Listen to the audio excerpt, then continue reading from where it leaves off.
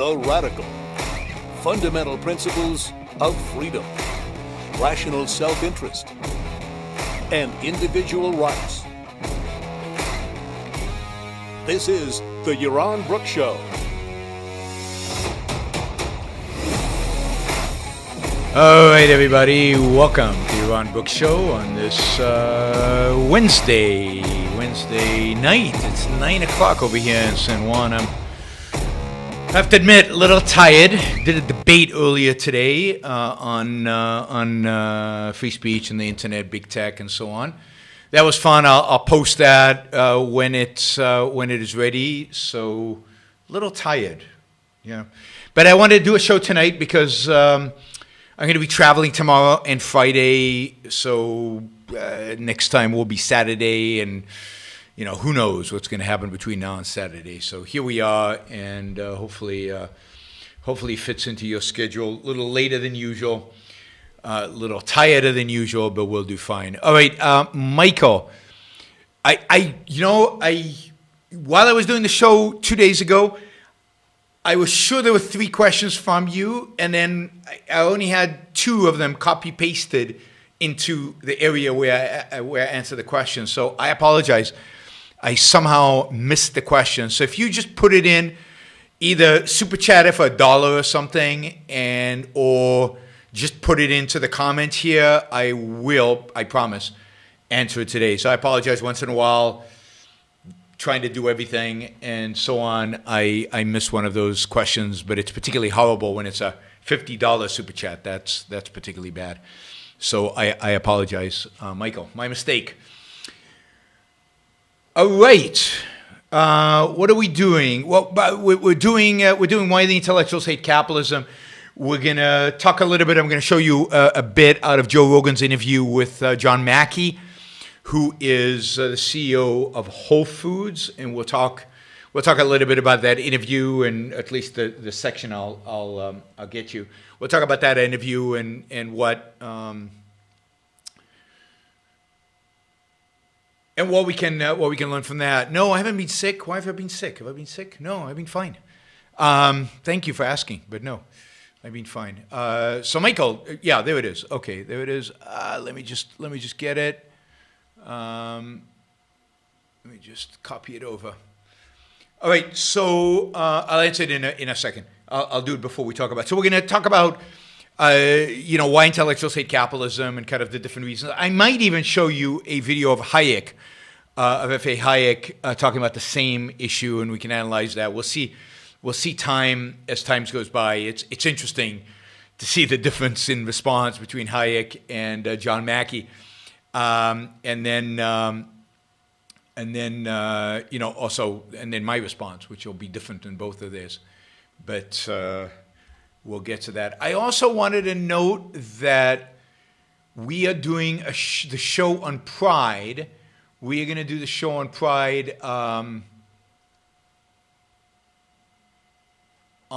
next week, on Tuesday, I think. Yes, the 8th. On Tuesday the 8th, we're going to have a couple of challenges, of challenges that Troy, the person who sponsored the whole series, Troy is presented. So there's going to be a $1,000 match on the first $1,000 raised. But there's also going to be, and this is going to be tougher than the $1,000, we're also going to have $1,000 if we make it, if we get 250 likes on the show. Now, as you know, the shows on the Moral Values are ones that are watched, we get fewer live views than usual, so there are not as many people. So it's going to be a real challenge to get to 250. So what I'm asking people is, I think Pride is a big deal. I think it's interesting. I think it's different. I think there's a lot of interesting things to say about the virtue of Pride and why it's a virtue in objectivism and a vice, let's say, in Christianity.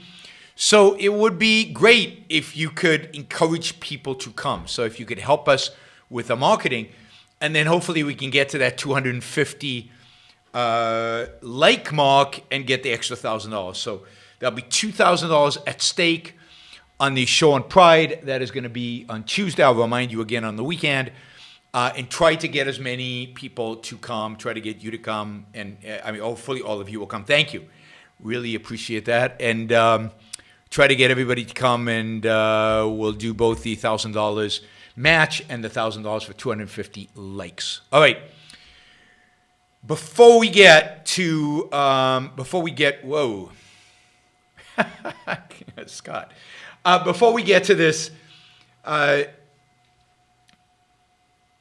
before we get to the topic, I do have this question from Michael that I was supposed to answer last show, and I did not. So I'm going to answer that, and then we'll jump into the Joe Rogan and John Mackey interview and commentary over it. So here's the question from Michael. When COVID first began, my income took a real hit. I had to work for Uber Eats just to make ends meet. I was so concerned someone I know would see that I was being reduced to food delivery and judge me. Is this something I should never worry about, or is status something we have to take into account? I think you really need to ask yourself, why do you care? Or why should you care? What is it about if other people see you in this position? Why does that matter? And in what way does it matter? And I think that if you think about that, you'll discover that there is no rational reason for you to care what other people think about something like this. Status in the eyes of other people does not matter. It is not important. What is important is your status in your own mind. That is, are you doing the best you can for your life, for your success? Other people are important in your life, but some other people are important in your life, but the people who are important in your life would understand. The people who are important in your life would not judge you for something like that. They would understand what's happening. Think, in a situation like that, think of Howard Roark in The Fountainhead. And I assume you've read The Fountainhead. If not, you should. And particularly given the question, you should read The Fountainhead. Because in The Fountainhead, Roark gets to the point where he works in a stone quarry. I mean, this is a guy who's a genius architect. But he gets to the point where the only way he can make a living is by working manual labor in a stone quarry. And yet he takes pride in his ability to be a good worker in the stone quarry. He doesn't view it as something, as a lowering of status, and he doesn't view it as something that he needs to be ashamed of. This is reality. This is the context. This is what he needs to do to survive. And what you need to do to survive should not be something that shames you. Again, let's assume that what you're doing to survive is not some immorality or something horrible. But you're trying to make a living. You're trying to take care of yourself. You're trying to sustain yourself.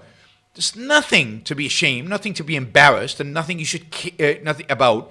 And indeed, he meets the woman he loves. He will love throughout the novel at the quarry. And that does not diminish he's not afraid, oh, she won't love me because I'm just a guy in a quarry. He knows who he is. He knows what he is. He knows what he's capable of. And he's also convinced that he will rise up from the quarry. And he does. As I'm sure you were convinced while you were doing this, that you will find a job. You will find something better. You will do good things. You will not be stuck delivering food for the rest of your life. So you cannot let really these false views, which we are taught, which unfortunately even people like Jordan Peterson make a big deal out of. Status, hierarchy, which lobsters on top. And lobster on top means clawing yourself and pushing all the lobsters down. Hierarchy, and none of that is relevant to your life. What's relevant to your life are you doing the best that you can be doing in the full context of what the best is to live the best life that you can live. Other people, I mean, again, people you care about will have no problem with it. All right. Sorry I missed the question yesterday. Hopefully that answer is helpful. All right. We will do this. We'll get to the rest of the Super Chat questions. I did want to mention, somebody mentioned on the chat, and I have it written down here in bigger letters, that I want to say something about Walter Williams, who died today. If you don't know who Walter Williams is, you should look him up. Look up some of his videos, some of the interviews he did as a young man on YouTube. Walter Williams was an economist, taught at George Mason for many, many years. I actually had the pleasure of meeting him once, having dinner with him and a small group of other people. A few years ago, he was already quite old then. I'm not sure how old he was when he died today, but he was already old then. Outspoken, didn't hold anything back, direct, and brilliant. Just brilliant. Now, not to say I agreed with him on everything. Disagreed on a lot of things. More recently, disagreed about Trump, disagreed about immigration, disagreed on a few things. But he was truly fantastic. He was a real giant, one of the great economists of the last 80 years. He died at 84. It's too young. These days, you shouldn't be dying at 84. So I probably met him. He was probably 80. Full of life, a little bit of a curmudgeon, but full of life. And when you watch him when he was young, just brilliant, sharp. I mean, he was sharp at 80 as well. But in the videos, he's just sharp. And he's got great answers. He reminds me a little bit in his answers of Milton Friedman. He's got that way of simplifying the answers. He often, I think, filled in for Rush Limbaugh on talk radio. I think I got to know him a little bit in the old days, long time ago, when I listened to Rush Limbaugh, I think in the 90s, maybe in the early 90s. Just a good, solid, for the most part. Again, I didn't agree with him on everything. Public intellectual. One of those public intellectuals that I really wish had taken Ayn Rand more seriously, that I think would have benefited enormously from taking Ayn Rand more seriously, but did fantastic work in his field in economics. So I encourage you, as a tribute to him and a tribute to liberty and freedom and capitalism, go watch some Walter Williams videos, particularly, again, for when he was younger, when he was... and an insignificant thing about him, but in the culture in which we live, I guess is a significant thing is that he's black, right? So he's a black free market economist. Him and Thomas Sowell were really the two, and they're both brilliant, both incredibly sharp. Somebody asked if he didn't lecture at a Thomas Jefferson conference, which is the objectivist conferences from the 80s and early 90s. I think he did. I think he did. I think George Reisman, who ran those conferences, knew him and had him come in to teach. He was sharp, funny, and a great defender as an economist of free markets, of capitalism. So. Sad to lose. There are not enough of them. There are not enough of people of that stature, of people of that ability, of people of that mind. And I remember one of the videos on YouTube is of him talking about, what it would take to get black teenagers out of poverty and why the minimum wage is such a disaster. And it's great. Yeah, I just discovered he died just before the show. I don't know where I saw it. I saw it somewhere. Maybe somebody emailed it to me. No, I saw it on Twitter. I think I saw it on Twitter. Anyway, I saw it just before the show that he must have died. Today. So it's sad, and again, they're not enough smart fighters for the cause of freedom as he was. So.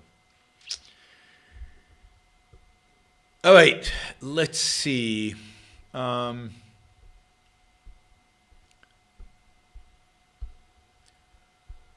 I'm going to take Jason's question because he put $100 behind it, and it's related to the topic, and then we'll kind of jump into the topic.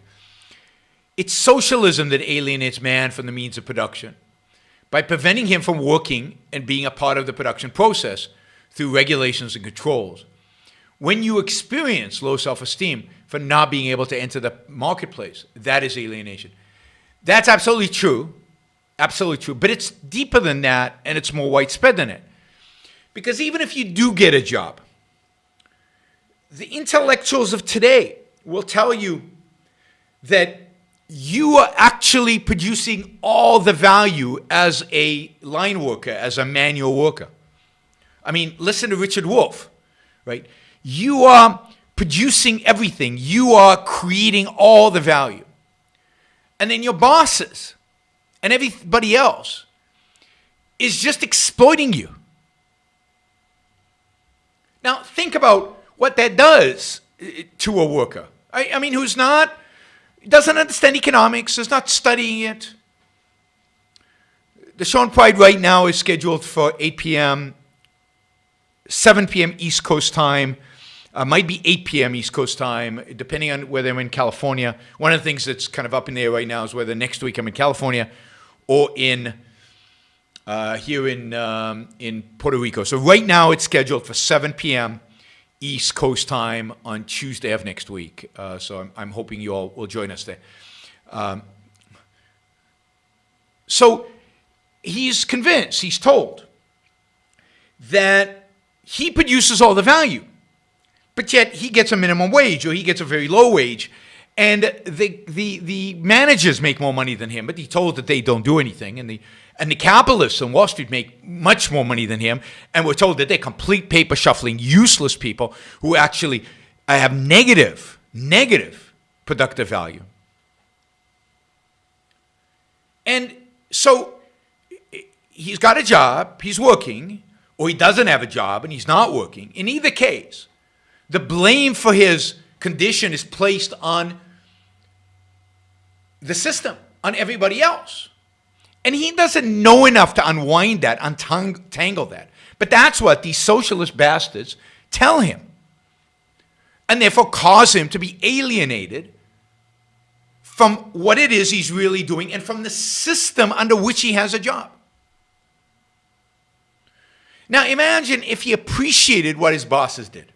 If he appreciated Wall Street, if he understood that he wouldn't have any job without them, if he understood that he is far more productive and therefore his wages are far higher because of the work that they do, if he understood that in the past when capitalism didn't exist, he would have been a subsistence farmer or might not have been alive and half his children would be dead by the age of 10 and his wife would probably have died in child labor. If he understood the context, then he would be at least appreciating the position he's in and enjoying it in a sense that his life is so much better off than it could have otherwise been. And then if you add to that, if he was told that to really be productive, to exercise the virtue of productiveness, to be a virtuous person, and to really be happy with your work, and to get the most out of your work, he should apply his mind to his work. He should do the best damn job he can at his work. He should strive to improve and to better himself and to rise up so that he can be the manager or the owner one day.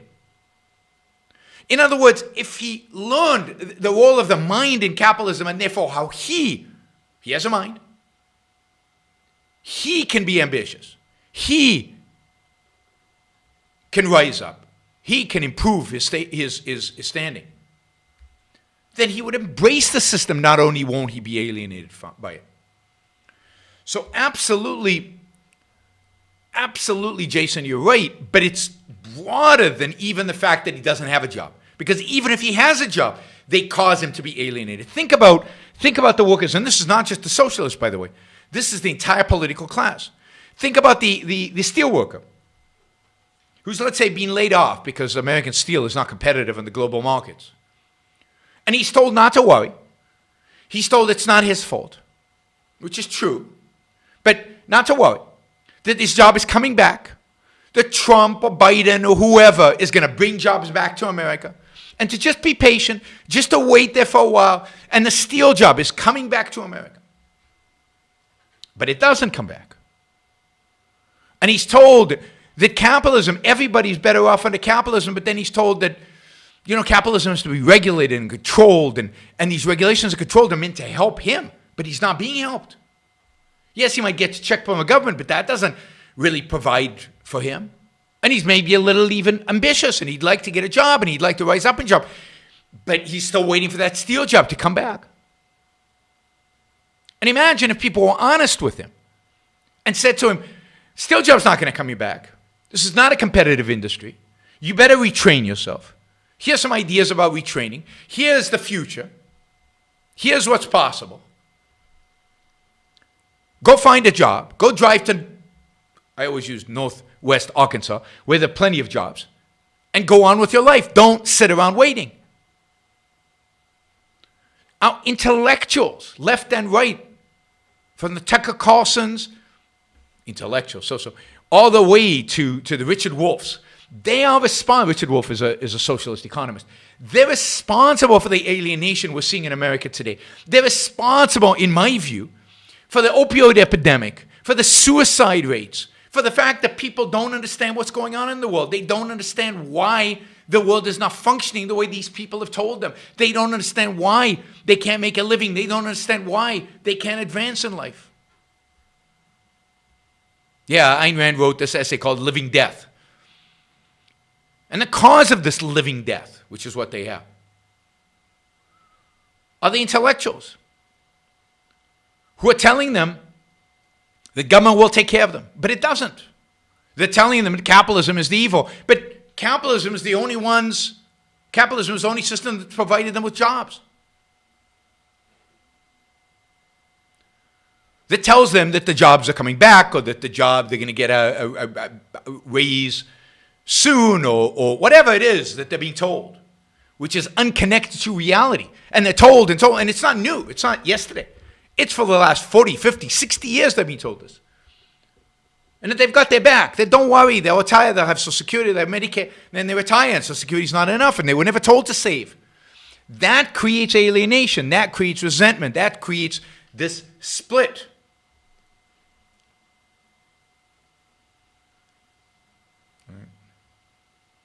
Split.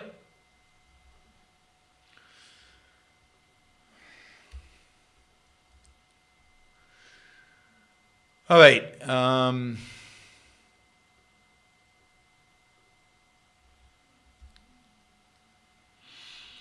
Let's see. Okay, we are going to jump into... Okay, so the question today is, and it's related to Jason's question, white intellectuals generally, with the exception of the Walter Williams of the world, why do they hate capitalism?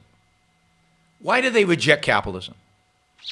So for that, we're going to turn to the Joe Rogan show and to his interview with John Mackey. Those of you who don't know John Mackey, John is the CEO of Whole Foods. He sold Whole Foods to Amazon, but remains CEO of Whole Foods. He was the founder, the entrepreneur, the guy who built up the business. So one of the great entrepreneurs of his generation. Very successful. Lives in Austin, Texas. Whole Foods is based in Austin, Texas. Considers himself a libertarian. Considers himself a free market guy, a capitalist. But thinks that capitalism is badly marketed. And is the author of something called Conscious Capitalism, and now a new book out that's called Conscious Leadership, that I'll actually be debating him about conscious capitalism in February or May. I'll get you more information once I have it regarding the debate. And so he's the author of this conscious capitalism idea. Like most libertarians, he's read Ayn Rand, kind of likes her, but thinks she's too harsh. Doesn't like the whole selfishness thing. Doesn't like the self-interest thing. Wants to soften everything down. But is a real, he believes in free markets. Very much so. So we're going to watch and see how he addresses this intellectuals issue. I'm going to tell you what I think. We might watch a video from Hayek where he talks about this. Hayek and William F. Buckley. There's a treat for you. And we'll do that. Now remember, please don't leave without liking the show. So let's try to get this up to 100. We're at 78 likes right now. We could easily be at 100 given how many people are watching live right now. We could be at a lot higher than that if you all went over and just press that like button on your iPhone, on your iPad, on your computer. It's really easy to do. Those of you who are not subscribers to the show, it'd be great if you subscribed. It'll make it easier for you. You'll get notifications about when we put up videos, when I go live, or when we put up one of the shorter videos. So don't forget to subscribe to the show. And if you click on the bell, you get notified for when we're going live. And then finally, those of you who listen frequently and appreciate the show and get some value out of it, it would be great if you supported the show, showed value for value, as in a trade between us. And you can do that on YuranBrookShow.com/support. You can do it on Patreon.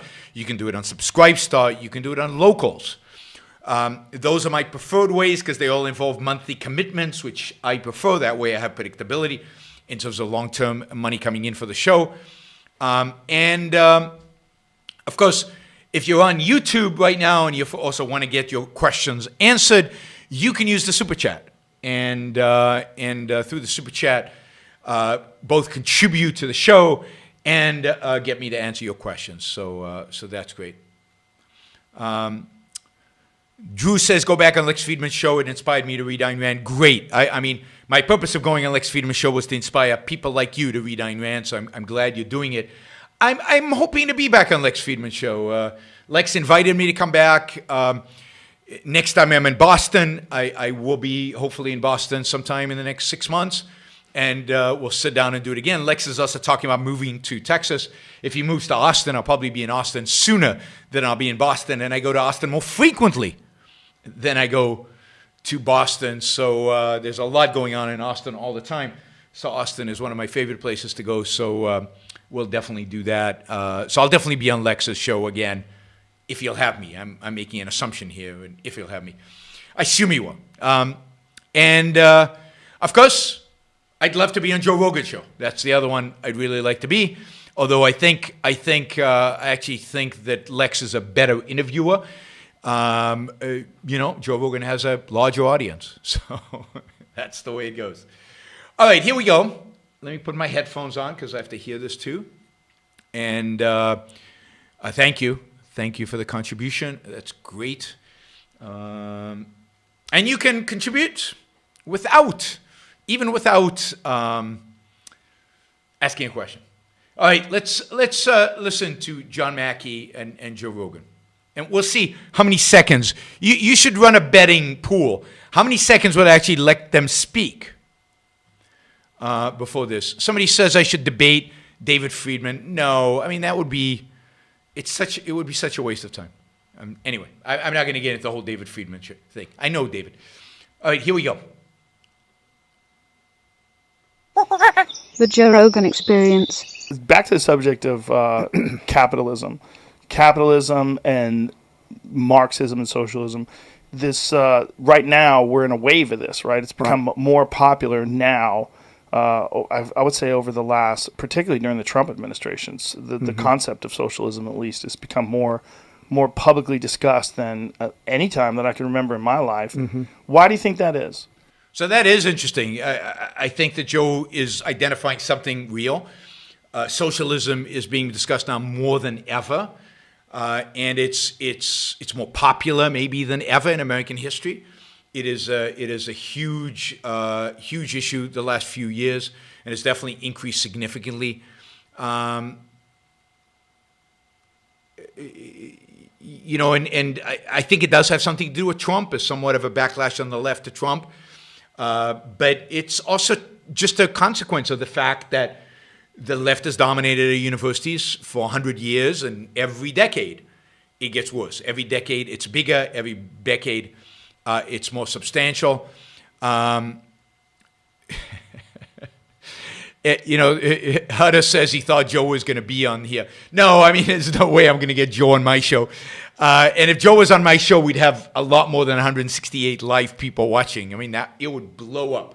My live stream would blow up if Joe was on here, but that would be really cool if Joe was on the show.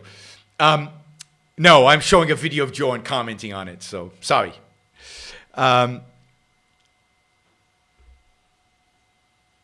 So it is true. Socialism on the rise. This is a consequence of 100 years of teaching leftist ideology, teaching socialism, teaching that capitalism is bad over and over and over again and getting more and more radical and being more and more principled on the bad ideas, that has an impact. It just has an impact. But that's not John Mackey's answer.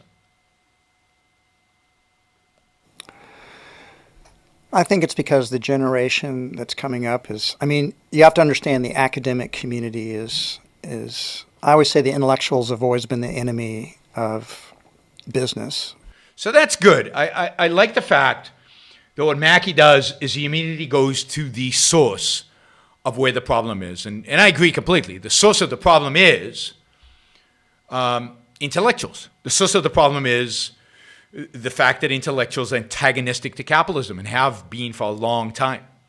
And I agree with John completely about that. It's our universities that are at fault in turning this country further to the left, is making the left more popular.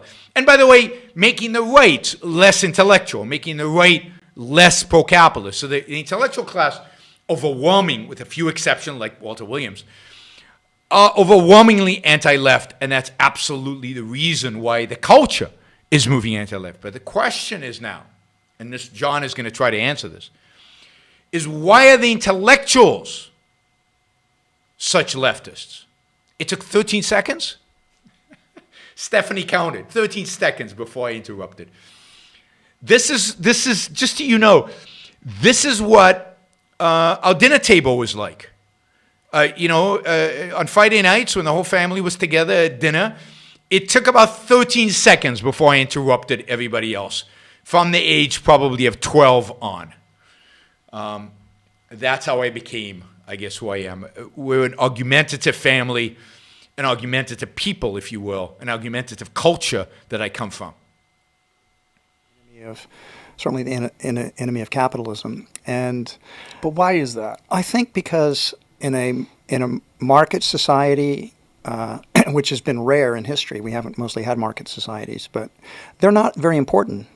So this is funny because this relates to, and I didn't even realize it when Michael asked the question, but this relates to Michael's question, right? So basically, he's saying it's because of status. In a market economy, they don't have a lot of status. And what matters in life to them is status. So that they're anti-capitalist because they don't have enough status. Now, as we'll see, we'll go through this. This is the problem with many libertarians. I won't say all, but many libertarians. Most, I'd say. Is while they get that the intellectuals are the enemy, they don't get why. And in that sense, they don't get the role of fundamental philosophical ideals. They just know it's intellectuals because that's at the universities. And then they have to make up economic explanations for it, like status and money. People are not motivated, primarily, I would argue, by status and money. There are other things that motivate people. There are other things that determine why people would be pro or anti-capitalism. But those are philosophical ideas. Philosophical ideas. In a market society. The intellectuals aren't very important? Generally not as important, no. But aren't they Don't the have status. ones that inspire the minds of the people that create and maybe innovate in the industry? They don't have the same social status that the entrepreneurs have. An Elon Musk or Steve Jobs or Jeff Bezos. These So you guys. think it's an ego issue? The social status issue? Think about it this way: if you're going to school, okay, and the people that end up teaching in the universities were always the smartest kids in the school generally, and they did well in school. I mean, smart in terms of doing well in school, and they go on to college, and then they go and get a PhD, and then they that's all they've known is school. That's been their universe, right? And they excelled at it, and they were smarter than the other kids in school. And now these other kids, they go to college and they get a degree in business and they're in a fraternity and they make a lot of friends and relationships and they make more money than the intellectuals do. And that seems like that's completely unfair. It's an unjust world that less smart people are making more money than the smart people do, and they have more status in the society. So it's about money and status. And it's sad that that's what somebody like John Mackey thinks, because it's not true. It demeans the realm in which the intellectuals deal with. It says their opposition to capitalism cannot be motivated by ideas. It cannot be motivated by the fact that they don't get capitalism. It has to be motivated by envy. Now, there's no question that for some of them it definitely is envy. For some of them, status does matter. For some of them, many of them, they become intellectuals to begin with. They go to university, they become professors, or they become haters of capitalism before they even become professors, for a variety of psychological problems, for a variety of psychological reasons that have to do with resentment and status and so on. But that isn't the core issue. What is it that intellectuals hate about capitalism? Is it that people make a lot of money? Just? You think that if we raised a wealth tax to 10%, they'll be happy with capitalism? What they conceive of as capitalism? What is it exactly? Because let's say we gave all university professors a raise. Let's say we made them as rich. Would their opposition to capitalism go away? Are rich professors, and there are a number of rich professors, more likely to be supportive of capitalism than poor professors? I don't think there's a correlation there. I think some of these guys have become rich. I mean, and is it true that the social status of Steve Jobs is higher than the social status of a Noam Chomsky? I mean, Noam Chomsky is revered by millions and millions of students, by his colleagues, by the other intellectuals. Is he really suffering from social? Now, he's much poorer than a Steve Jobs or Bill Gates or Elon Musk. But social status-wise, all the cool kids want to be with Noam Chomsky. So it's just not a convincing explanation, and it's psychologizing. And the problem is that they don't want to deal with the deeper explanation. And Joe Rogan, you'll notice, is not buying this. He's not buying this as an explanation. I think that's underlying it is a resentment or an envy of a society that doesn't judge them to be as important as they judge themselves. Or doesn't pay them as if they're that important. But, Rogan is not buying it. It's interesting, but I think it's a very flawed perspective. And first of all, the term smart is a weird term. I said smart in terms of school. Mm-hmm. I didn't say in terms of street smarts or ability to do things, to connect with people. There's emotional intelligence. I'm merely saying they're good at taking tests, writing papers, abstracting thoughts, essentially. But this is what I'm saying.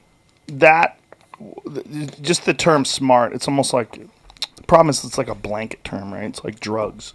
Like it applies to a bunch of different things that don't necessarily seem to be related.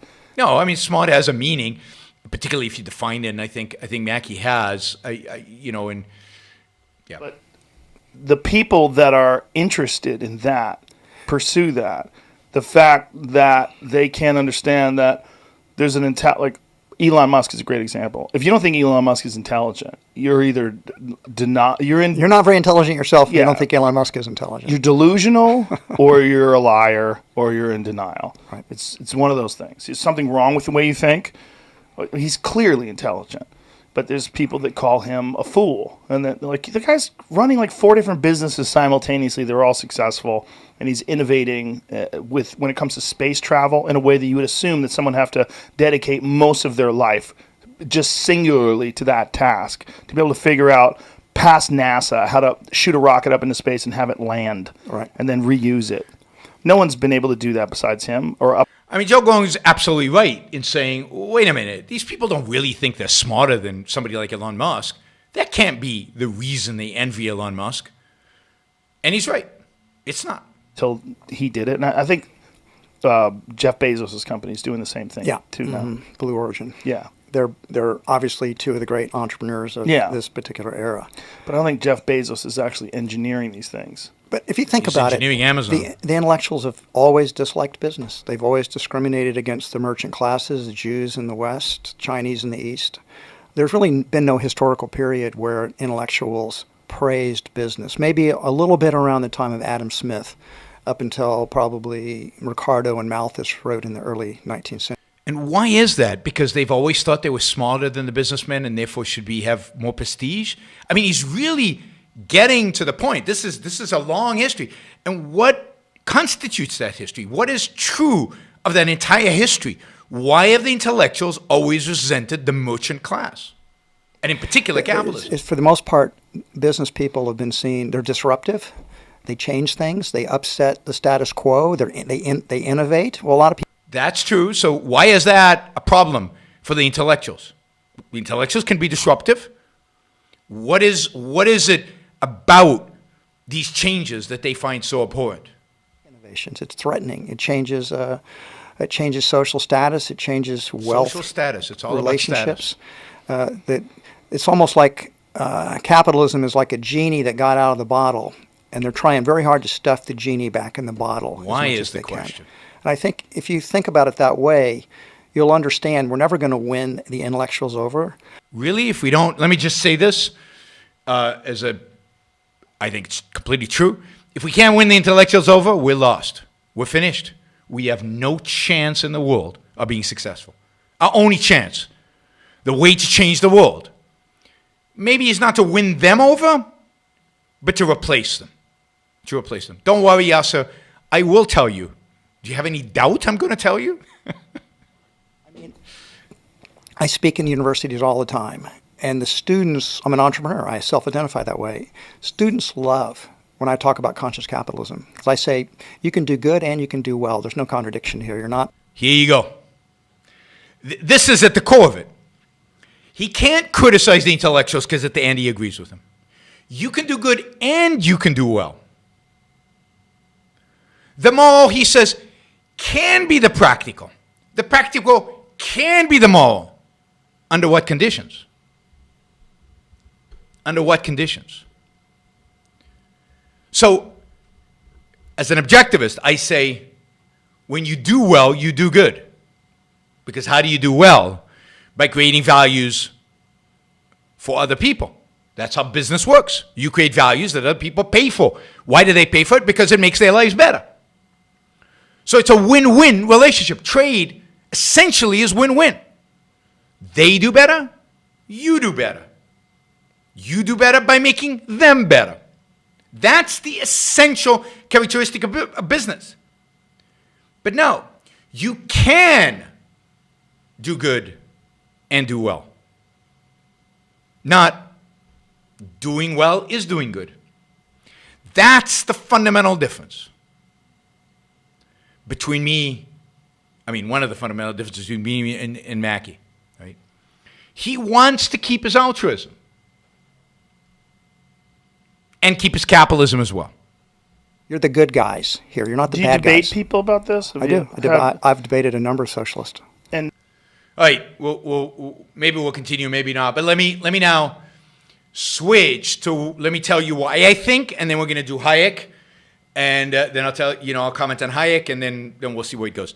All right, so let me say this.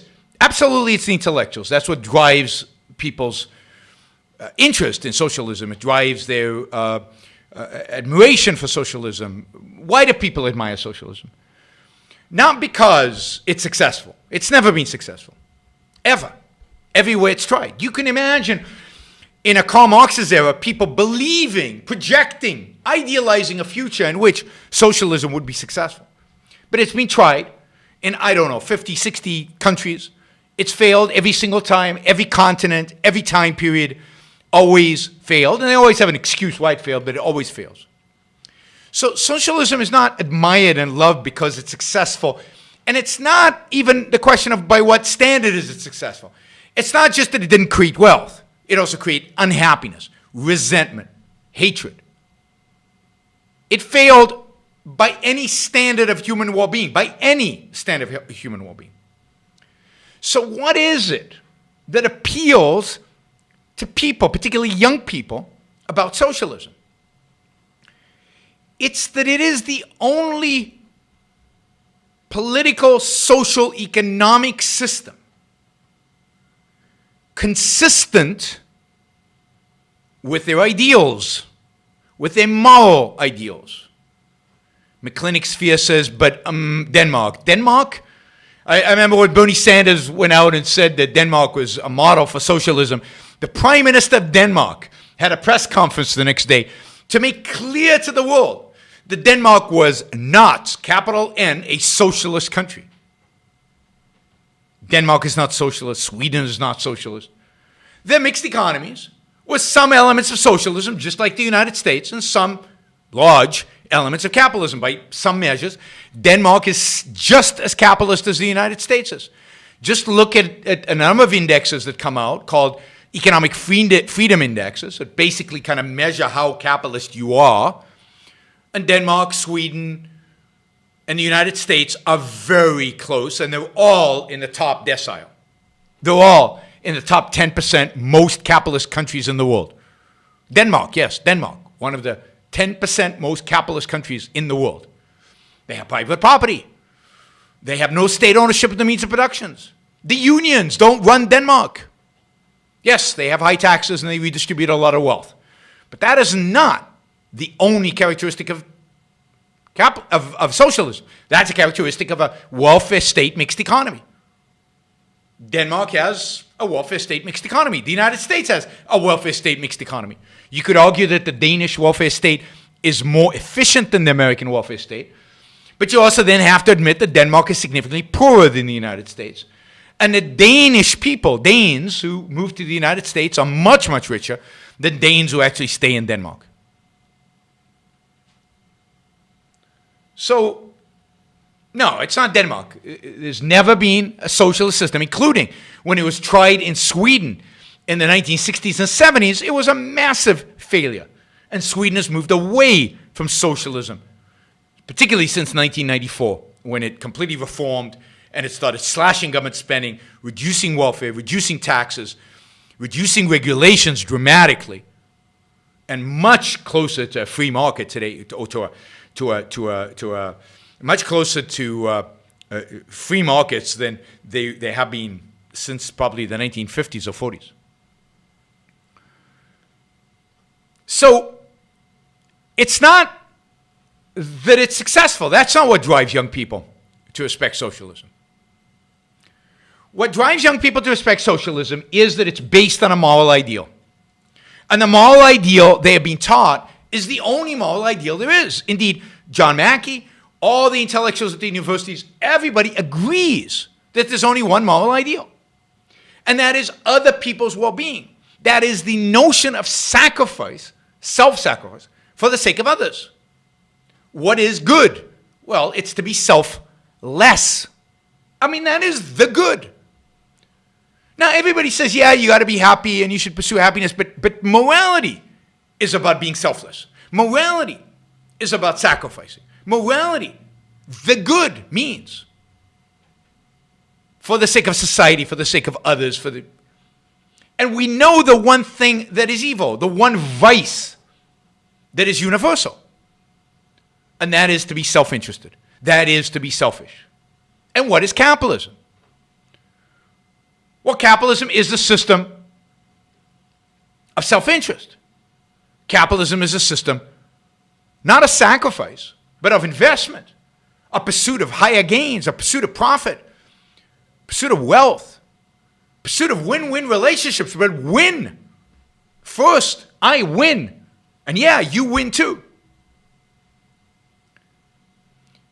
Intellectuals are people who take ideas seriously. That's what makes them intellectuals. And the ideas that they have learned, the ideas that they grew up on, the ideas that the Catholic Church and the Christian Church generally has taught them, from time immemorial, and this is why the intellectuals have always been against the merchant class. Why is that? Because the intellectuals for 2,000 years before, let's say, the last 200 years, were Christian, were religious, were trained by the church. And what does the church teach you? Don't pursue this world. Don't pursue good in this world. Don't pursue success in this world. Don't pursue wealth in this world. That's not what makes you moral. That's not what makes you good. It's harder for a rich man to get to heaven than a camel to go through the eye of a needle. Now, I know there are Christians who figure out how that somehow explains, it's consistent with capitalism, but it's not. Christianity's never been consistent with making money, with pursuing your own self-interest, with markets of win-win. Christianity's about lose. It's about sacrifice, self-sacrifice. That's the morality. That's the moral code. That's the moral code that is preached, is taught. And the consequence of that moral code is a distrust and a hatred for those people who pursue their own self-interest, particularly when it comes to money, particularly when it comes to wealth. So, if we look at our intellectuals, they're motivated by altruism. They're motivated by the fact that they think they know what is moral. They think they know what is just. They think they know what is good for society. And it cannot be. It can't not be capitalism. Now, it's true. And it says they mainly pay lip service. Of course, nobody can live altruism. Nobody wants to live altruism. Nobody can do it consistently. It's a disaster. But that's what they believe is the good, and they have to teach it. They're hypocrites. Big deal. All altruists are hypocrites. Everybody's a hypocrite when it comes to morality. Everybody is a hypocrite when it comes to morality, because the morality they adhere to, the morality they claim to adhere to, the morality they believe in, is impractical, would lead to death and destruction, their own death. So they give it lip service, but that's what matters. The ideal is an unattainable ideal of a perfect utopia, and we're flawed human beings, and we can't attain it right now, but we need to strive towards it. And that's what the socialists tell them. That's what the Christians tell us. We're flawed. We have original sin. We can't attain it right now. You can't be a perfect altruist. But that's what we want to be, because that's what the good is. So we must be. So that is one aspect. I think there is a second. And this relates a little bit to what John Mackey said about them thinking that they're smart. But it's not just smart. It's, again, philosophy. They think they know what's good for society. They think to know what's good for society, you have to understand real morality. You have to understand altruism. You have to be able to somehow grasp truth, which normal people cannot do. Remember that intellectuals have spent the last 200 years undermining reason as a tool of knowledge, undermining reason as a tool of survival, undermining reason as a tool for achieving happiness. Indeed, there's a neuroscientist, a famous neuroscientist by the name of Hoffman, at the University of California in Irvine, who now argues that evolution has programmed us not to see reality, not to know reality. That is, he is giving an evolutionary explanation to Kant's epistemology, the Immanuel Kant's epistemology. This is prevalent among intellectuals. So how do you know what's good for people? Well, the intellectuals know. They sense it. This is what they study. This is what they figure out. Not by observing reality. That would be too coarse. Simplistic, they would call it. But through some kind of revelation. They've studied the world of forms, the Platonic world of forms. And who are we who haven't studied, who haven't devoted ourselves to figuring out what's good for the world? How do we know what's good for us, for ourselves, or for anybody else? Our reason is not efficacious. And therefore, we must be guided by the experts. We must be guided by philosopher kings. They who know. So the reason intellectuals are anti-capitalist is that capitalism makes two fundamental assumptions on which it is based and which it functions. Assumption number one, that the pursuit of happiness is a worthy purpose, goal. The pursuit of your own happiness, the pursuit of your own success. And that you have the capacity, the ability, through the use of your own reason, to discover the path, to discover the values necessary to achieve that happiness and success. And then the political application of that is capitalism. It's then you have the right to have the freedom to pursue those values that lead to your happiness. But first you have to have the means, reason, and the goal, happiness. And then you have a political system that makes that possible. But if you undermine reason, then it's just people out there. How are they supposed to find their happiness? And if you undermine happiness, well, they shouldn't be looking for their own individual happiness because they should be serving the group. Then you get socialism. What do you have left? Either fascism or socialism. So is it surprising that all our intellectuals, those people who actually follow ideas through, that actually engage in ideas, is it shocking that they are all socialists? That they're all collectivists? That they're all, when it comes to politics, statists? No. Once you understand the underlying premises, the epistemological and moral premises, then it becomes obvious. And yes, the psychology plays a role. But it's not the fundamental role. Whoops. I just deleted Hayek. Let me see if I can find that screen again. All right. So it's sad that really, really successful people can be so, naive or superficial in terms of, the causes, the things that really drive the world, the things that really drive history, which are all grounded in philosophy, not in ideas, in fundamental ideas. And individual people are motivated by particular psychologies. And sometimes you can find a psychological theme. And what John Mackey said is partially true to people, but it's not a fundamental. It's not the fundamental.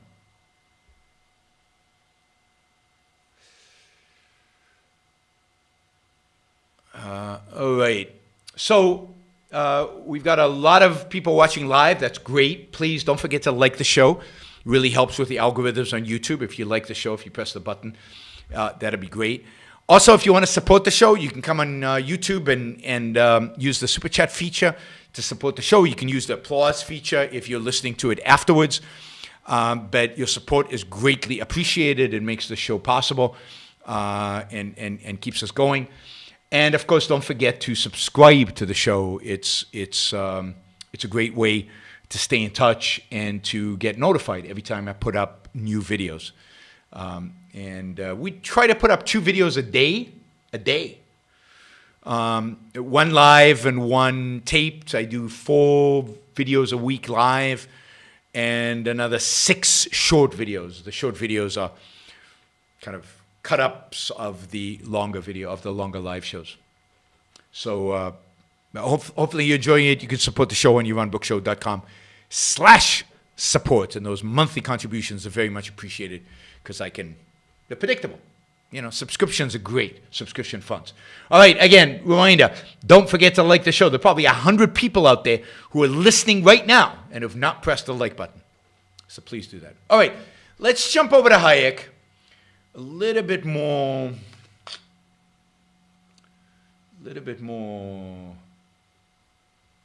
meaty, what Hayek has to say about white intellectuals. But let me see if I can, yeah, he's on the frame. Whoops. Will that work? Let me see if that works. Okay, here we go. This is Hayek. We'll see if this works. If not, we'll go to another screen. Nah, it's not working. Let me change this one second. Bear with me while I redo all this. Do you want to keep them? Discard. All right. It's that one. Okay, we're going to move this. Move it up there. All right, we'll just do this. Pull that like that. There we go. That's good enough. We'll close that. All right, here is F.A. Hayek on why intellectuals dislike capitalism, on which he wrote a famous essay.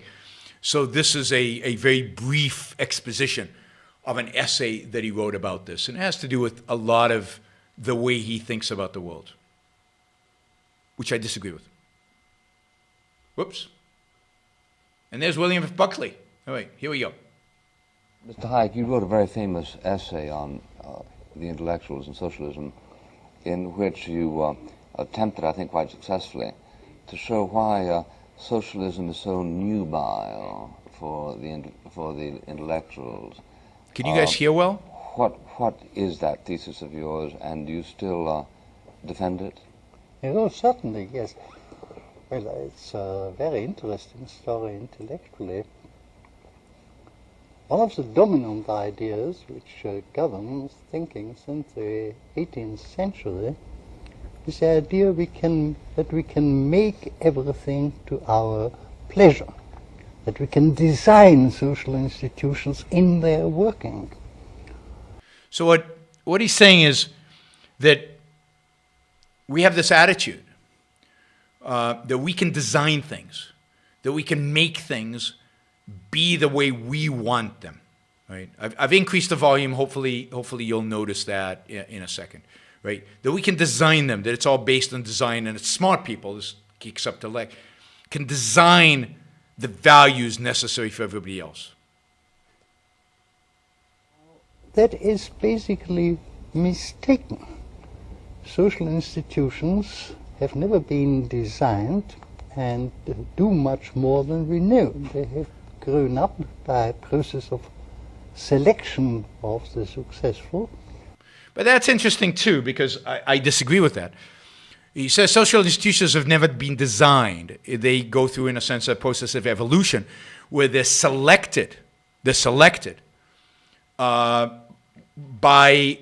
the fact that they're successful. Now, really? Sorry. It is Hayek after all, but really? Communism, which was a social institution when it ruled over the Soviet Union and in Mao's China, was not selected because it was successful. Selection works in evolution based on what is successful, what works, what enhances life. And communism was the opposite, and yet it won. Or take a flip side to that. The American Revolution was not selected. It wasn't a slow evolution, and then we came to the American Revolution. Now, there's a sense in which the ideas behind the American Revolution were small evolution, yes. But the actual institutions that the Founding Fathers created, they literally created them from scratch. It wasn't like they took the British system and just replaced the Queen with the President, but they thought it out. They designed checks and balances. They designed a system with a goal. It was designed. Even though, yes, there's a sense in which the ideas behind them evolved, but not the institutions. Now, it's true in places like Great Britain, yes, things evolve slowly. But that's not all human institutions. Not all social institutions. Some are designed well, some are designed poorly. But Hayek resents the idea of design. And I think as a consequence, he even misses out on the role of the entrepreneur in an important way. And again, it's sad to see people missing what's essential. It's not design versus spontaneous, which is free markets. But even in the spontaneous, there are elements of design. The entrepreneurs are designing. The entrepreneurs are working hard to design. They're creating. So it's the allowing the entrepreneurs to be spontaneous and the market to respond spontaneously, which results in capitalism. But you have to design the system. The American institutions were designed and they led to capitalism. And you have to design particular companies. The iPhone was designed. It didn't just evolve. Suddenly, you could say the iPhone evolved from the iPod, but the iPod was designed.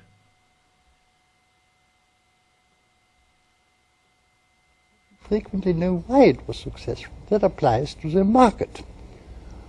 The market is, I was going to say most ingenious, but ingenious without having been designed. See, he's so opposed to design because he thinks that if he says design, that applies for central planning. Instrument which enables us to utilize knowledge which is distributed among hundreds of thousands of people. That's all true. It's an adaptation to thousands of circumstances which nobody ever can know as a whole, and where the prices formed on the market tell the individual what to do and what not to do in the social interest. Now, in order to understand this, you have to know economics. To the naive person who imagines all the distribution of income is determined by somebody deliberately and actively, it seems that if this is the responsibility of a particular guide, this is evidently done very unjustly. The fact is, it's not being done unjustly because we achieve all that we do achieve by having come to agree to play a sort of game. So it's all a game. The game of the market, as I like to call it, in which, because we are utilizing more information, more facts than anybody knows, the outcome for a particular individual is necessarily unpredictable. Now, an outcome which is unpredictable and undesigned by anybody cannot be just. Wow. Now you see the moral leap there? So the outcome is unpredictable because it depends on the market. And the market, you can't, it's not designed. Doesn't follow one path. It could follow any number of paths. Because it's unpredictable, it's almost random. It's an issue of chance. And as such, it cannot be just. Now, it's not unjust, but it cannot be just. Justice doesn't apply to it. Let me say that again. Outcomes of the marketplace. Justice does not apply to them because they are not indeed determined by individuals. They're determined by this game that we cannot predict. Now, venture capitalists sure try to. Some people seem to be pretty good at it, at predicting. And some companies seem to be really good at predicting what consumers want or teaching them what they want. Here, it's not even that the market is primary.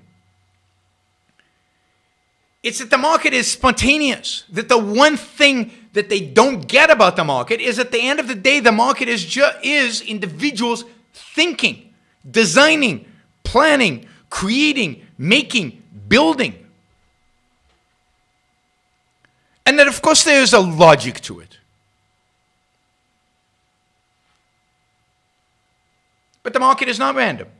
It is not random that the iPhone was a success. It is not. It is a product of planning, thinking, designing, brilliant marketing, brilliant management, brilliant production, brilliant supply chain. All products of a brilliant brilliant management team at Apple. It's not arbitrary. It's not random. Whether you succeed or not in the marketplace is not random. Suddenly you can take action that leads to you succeeding, and suddenly you can take action that leads to you failing. I can tell you exactly what will lead to your failure. And I can tell you what kind of behavior will lead to your success in this supposed random marketplace. So no. The great tragedy of the 20th century, the greatest tragedy maybe of the 20th century, certainly intellectually, is that brilliant economists like Hayek were not good at philosophy and didn't really even understand what they were talking about when it came to markets themselves. And didn't tragically take Ayn Rand seriously. If Hayek and Mises and all these guys had taken Ayn Rand seriously, Milton Friedman, we would be 50 years ahead in terms of changing the world. Maybe 100 years ahead in terms of changing the world. But the great intellectuals of the 20th century didn't. Even the great free market intellectuals of the 20th century. They didn't take Ayn Rand seriously. They didn't take a philosophy seriously. They didn't take ideas seriously. And as a consequence, they floundered. This is not an explanation of anything. I'm sorry, Friedrich Hayek. It's not. Markets are not a primary. They're not spontaneous. Not completely. There's elements that are spontaneous. There are elements that are unpredictable. And they're partially predictable and designed and planned and all of that. Just as little as the outcome of a game. A game of chance. Game. But people resent this. So markets are like a game of chance. People imagine, it should be possible to design all this, to arrange this, accept the government to do this in a manner that the distribution is just. So if the government does it, then we can get justice. But if the market does it, justice is irrelevant. Morality is irrelevant in markets. That's why we're losing, guys. If you divorce morality from markets, we're never going to win. Now that is literally impossible because it would require that all this widely dispersed information about particular facts and particular circumstances and particular gifts can be used and controlled by a central authority. All right. It's sad. It really is sad because the knowledge was there. The knowledge is there. And to this day, so many of my free market friends ignore the philosophical knowledge that is truly required to change the world, truly required to convince people about the efficacy of capitalism, about the morality of capitalism, about the justice of capitalism. Now compare this to Ayn Rand's lead essay in Capitalism, Not Known Ideal, where she talks about capitalism as the system of justice. Capitalism as justice. It's so different. It's so much more fundamental, so much more essential, so much more convincing, so much truer. But you see, it's not so much convincing because this is the problem with Ayn Rand. It's hard because it disrupts, it's different, it's challenging, it doesn't fit into the usual boxes that we have. It doesn't fit into the usual modes of thinking that we have. It's so much easier to believe Hayek and to believe Mackey than it is to understand and to grasp and to comprehend Ayn Rand. Ayn Rand requires you to actually think for yourself in an original way, to challenge convention, to challenge Christianity, to challenge altruism, to challenge Platonism, to challenge Kant, to challenge almost all the intellectuals since Greece.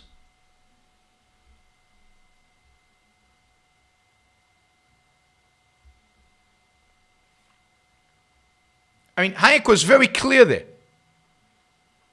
The justice cannot be applied to the outcomes of markets.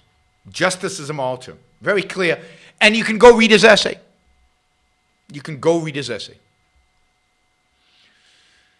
All right, let's do some super chat questions. I'll just remind you again to like the show before you leave. There's a bunch of people who haven't liked the show yet. Please press the like button or the dislike button if you dislike it, but engage.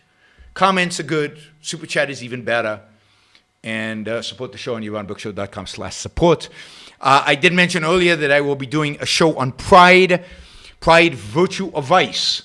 That will be next week. I think it'll be a good show. We've got two big challenges, $1,000 match and $1,000 if we get a 250 likes.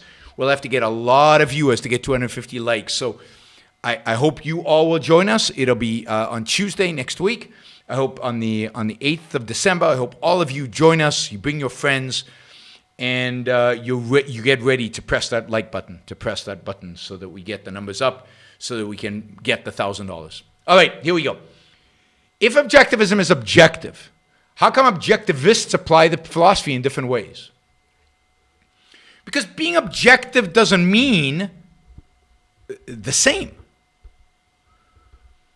For a variety of reasons. We have different capacities. We're born with different temperaments. We're different people. The truth is one. But what is good for me or what is good for you in any particulars is not the same. Being objective doesn't mean the same. Being objective is that you're connected to reality, that is reflective of reality. So we can have different values, which means applying the philosophy in different ways. Now, if applying the philosophy contradicts the philosophy, then we're not applying it. And some objectivists are bad at applying it and are wrong. And if two objectivists disagree on something,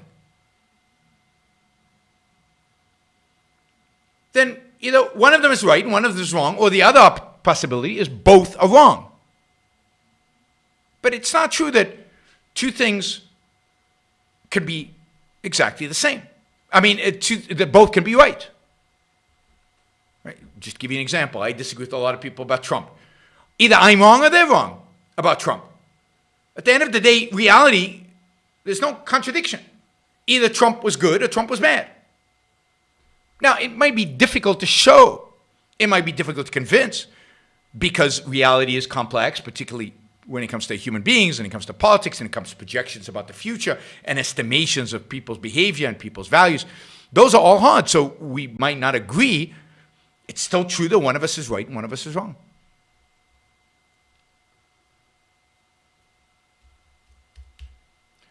For estate planning, what percent should I allocate to AOI versus the Yaron Brook Show? Just do it to AOI. Assume that by the time you die, there won't be a Yaron Brook Show.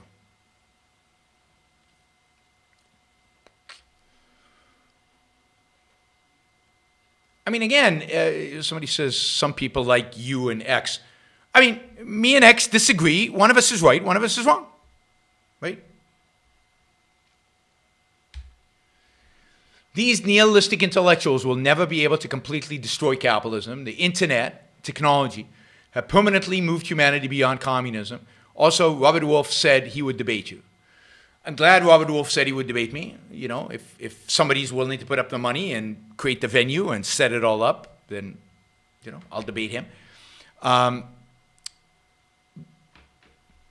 I mean, I don't think communism is in our future. I worry about fascism. I worry about statism. I worry about authoritarianism. I don't really think communism is in our future. I think people are way too focused on self to be really communist in an emotional sense, not in an intellectual sense. Recently introduced offense to your video, defended your visual, and it's reassuring seeing someone relate to them as much as I do. Keep it up. Oh, that's great. Yeah, please introduce me to your friends. Let your friends know that I exist, and let's grow this audience. Let's grow this movement. Let's go out there and change the world. We need a lot more people hooked on this show to change the world. More importantly, we need a lot more people hooked on Ayn Rand to change the world. It took you and Peikoff weeks to clear up a misunderstanding of why are you asking these questions? Why is this of interest? Of what he thought you'd said about Trump voters not being objectives. Is that part of the history of communication issues within the movement? No, I don't think so. I mean, that was the particularities of distance and of all kinds of stuff. But no, I don't think you can generalize from that. And if you could generalize from that, I'm not sure what you would generalize from it. And again, I have no interest on this show to hash out the differences between me and other objectivists. It's not my purpose in the show. It doesn't add, I don't think, anything. And the fact is, it always gets me in trouble because I know exactly what happens. Somebody will take what I said, take it out of context, quote it publicly or privately, put it up, let people know about it, and then just people complain. I mean, what's the point? Let's talk about ideas. Let's change the world. You know, you guys figure out, in terms of the internal objectivist stuff, you guys figure out who's right and wrong based on what we do and based on what we say. But stop these he said, she said, why. It just is boring. And I only get in trouble for this. There's no upside for me in this. No upside. unless I unleash what I really think about some things. But I'm not going to do that because that wouldn't provide a value either. People always seem to avoid their own morality. Why? Well, because the morality is incompatible with human life, because their morality is scary to them because they don't live up to it. I mean, if you're an altruist, you don't want to really admit to yourself you're an altruist because then, fully, because then you're not living it. And if you're not living it, you know you're not living it because, and then what are you? You're just a fake. You're a sellout. So people can't face their own morality because they can't live their own morality. And if they can't live their own morality, the last thing they want to do is recognize that and face the psychological consequences of that. What do you think of the pieces the New York Times ran periodically that claim sex is better under socialism? It was only one piece. It was part of their series about communism. And I think it's stupid, disgusting, evil. Evil is what I think of it. And it wasn't even socialism, it was under communism. That sex is better under communism. The New York Times gave communism a pass like that. Just unthinkable. But it was one piece. It was one story. You were 11 when Israeli Olympic athletes were killed by Palestinians. Yes. Can you tell us of that time and what it meant for you as a boy in Israel? Yeah, it was a really difficult time. I remember basically sitting by the radio because TV was only in the evening, and we would get reports on what was going on. You felt like you were under assault as an individual, particularly given that I was brought up in a very collectivistic world, in a very collectivistic society. And at 11, I was a complete collectivist. Israel and the Jewish people, and this was in Germany, and the Holocaust was relatively fresh, and certainly we studied it nonstop. So it was very real. It felt like they were coming after me, and it wasn't just that. That was a period in the early 1970s where the PLO kidnapped school children in the Galilee, kids my age or a little bit older, and many of them died. It was a period of constant terrorist attacks, hijackings, and a constant sense of they're trying to kill me, they're trying to get me, and that only reinforced the collectivism. It only reinforced the idea, well, they want to get me because I'm a Jew or because I'm Israeli, and therefore I need to become a better Israeli, and it made it more real to me that I wanted to be special forces, and when I went to the Israeli army, I wanted to be a Navy SEAL. And it was very emotional, and it was very reinforcing of the collectivist and the sacrificial ideas that I had. I was very much a collectivist, a Jewish collectivist, a Zionist collectivist, and was willing to sacrifice for the cause. I was just, as I say, just waiting for that grenade to be thrown so I could jump on it. And then, it took Ayn Rand to get that out of me. And it took years to actually get the collectivism out of me. That was the hardest for me. More than the altruism was the collectivism. Although the altruism's hard as well. But that was for me. So it was very difficult. Buckley's question emitted more hatred for intellectuals than the idea of socialism. Why do some conservatives hate intellectuals, core intellectuals? Well, Buckley just thought he was superior to everybody.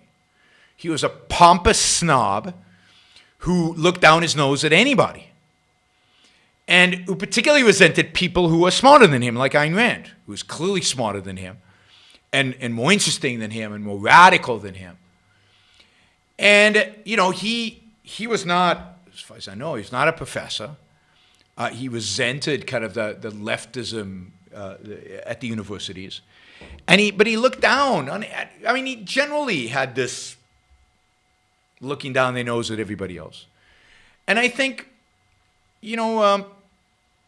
conservatives generally are not, and this is why they've not been so successful, they're not big on intellectuals. Now, they are conservative intellectuals, but they don't think it's that important. And partially it comes from religion.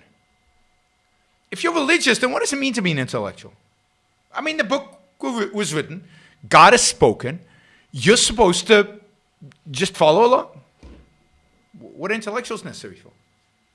I mean, to interpret, to understand, but they're not original thinkers. The thinking's all being done by God and by the books. It's all written down. It's all right there.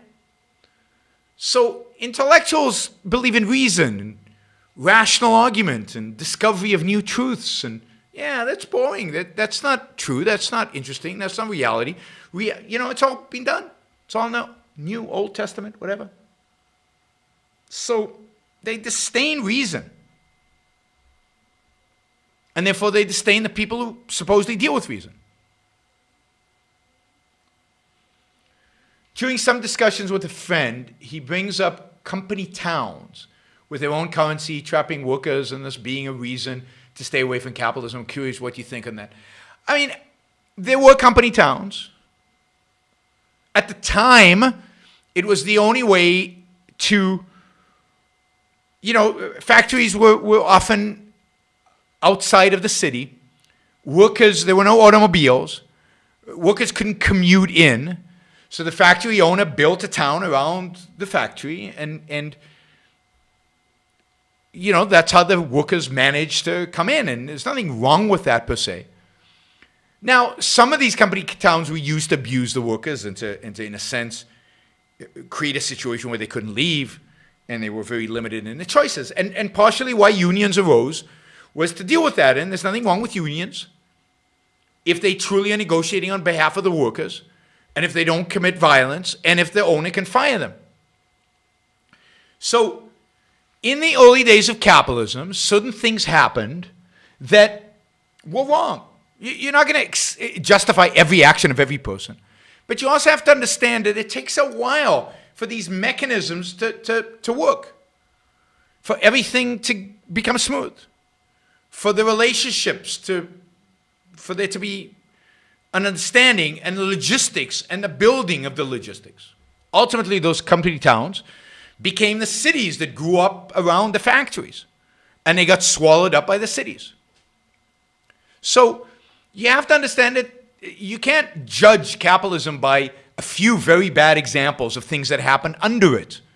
You have to judge capitalism by the overall success of it and by the principles that guide it.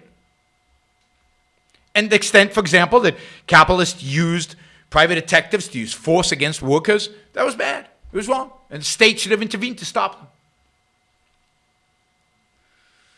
From an objective perspective, was the colonialization of indigenous societies by the British Empire immoral?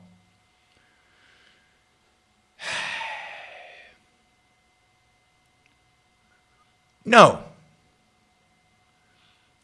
Things that happened were immoral. Certain actions of the colonizers were immoral.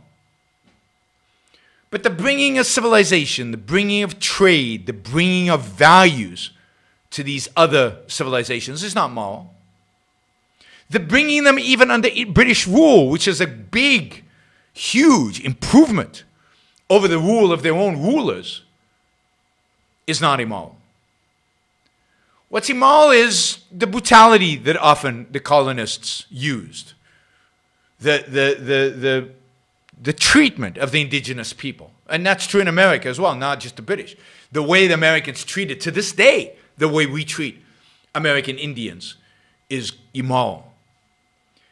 But the fact that we came here, the fact that we colonized, the fact that we built cities, that we built industry, that we brought civilization, that we brought a system of government, all of that is a good thing, not a bad thing. And that's true of the British. But again, not everything they did once they got there was moral. And a lot of it wasn't, because they treated the people as subhuman. And that is a huge mistake. Why is Joe Rogan's show so popular? I don't have any particular insights to that. I think it's because he is curious, and I think because people can relate to him. He's not a super smart, abstract thinker.